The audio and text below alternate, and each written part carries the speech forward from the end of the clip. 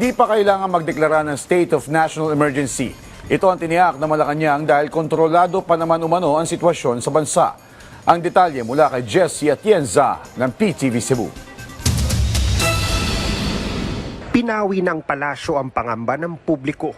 In control of the situation, umano ang Pangulo. Sa gitna yan ng panawagan ng iilan kay Pangulong Ferdinand R. Marcos Jr. na magdeklara ng state of national emergency at i-take over ang oil industry sa bansa para tugunan ang kinakaharap na problema sa patuloy na pagtaas ng presyo ng petrolyo, bunsod ng sigalot sa Middle East. Sa ngayon po ay wala pa po tayo sa ganung sitwasyon. Dahil ang pamahalaan po sa pamamagitan ng Department of Energy sa pamumuno po ni Secretary Sharon Garin ay nakakausap pa po ang mga oil companies, ang namumuno sa mga oil companies at wala po tayong sa ganung sitwasyon.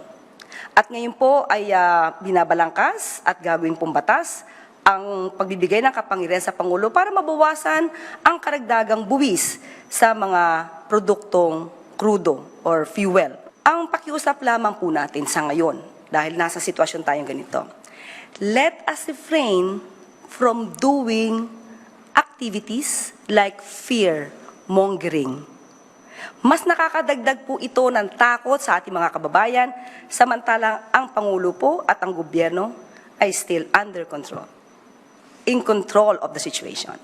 So wala pa po tayo sa ganung sitwasyon. Inihayag ng palasyo na nakatakdang magbigay ng cash relief assistance ang pamahalaan sa 261,000 na mga driver ng bus, jeep at maging sa motorcycle taxi sa Metro Manila. At pagkatapos ng Semana Santa ay sisimula naman ang pagbibigay ng fuel subsidy sa labas ng Metro Manila.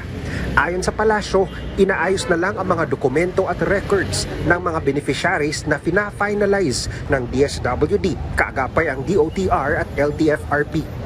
Sa huling linggo ng Marso, ilalabas din ng Department of Transportation sa pangunguna ni Secretary Giovanni Lopez ang fuel subsidy.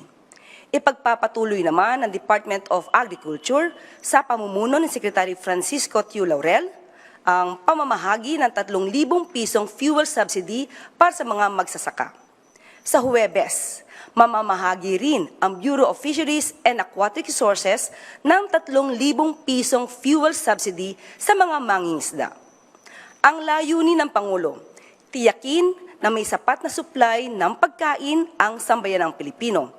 Batay sa estima, mahigit 26,000 na mga magsasaka at mangingisda ang makikinabang sa fuel subsidy.